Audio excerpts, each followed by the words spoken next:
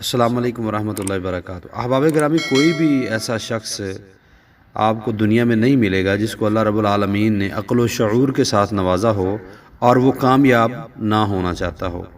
آگے کامیابی کے معیار ہیں۔ کچھ لوگ تو ایسے ہیں کہ جن کی خواب، جن کی کامیابی، جن کے پلان صرف اور صرف دنیا کے ہی ہوتے ہیں، کہ وہ چاہتے ہیں کہ ہماری دنیا بہتر ہو جائے، دنیا میں کامیاب ہو جائیں۔ اور کچھ ایسے ہوتے ہیں کہ جن کے پلان ہوتے ہیں کہ ہماری آخرت بھی بہتر ہو جائے اور دنیا بھی بہتر ہو جائے۔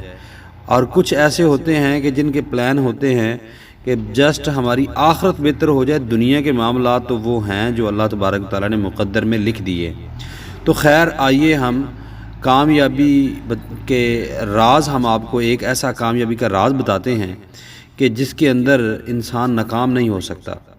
دیکھیے، سب سے پہلی بات تو یہ ہے کہ انسان اللہ تبارک و تعالیٰ کی عبادت کے لیے پیدا کیا گیا ہے، اور عبادت کا جس کو مغز قرار دیا گیا ہے وہ اللہ تبارک و تعالیٰ کے سامنے مانگنا ہے، وہ اسے دعا کہتے ہیں۔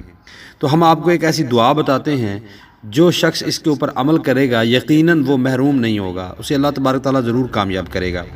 نبی رحمت صلی اللہ علیہ وسلم نے فرمایا کہ کوئی شخص تنہائی میں بیٹھ کر، علیحدگی میں بیٹھ کر اپنے بھائی کے لیے دعا کرے کہ یا اللہ میرے فلاں بھائی کے معاملات درست کر دے، اس کے حالات بہتر کر دے، اس کی تنگیاں دور کر دے، تو اللہ تبارک و تعالیٰ اس کے اوپر ایک فرشتہ مقرر کر دیتے ہیں، جو فرشتہ اس کے لیے دعا کر رہا ہوتا ہے، یا اللہ یہ جو دعا مانگنے والا ہے اسے بھی عطا کر، اسے بھی عطا کر۔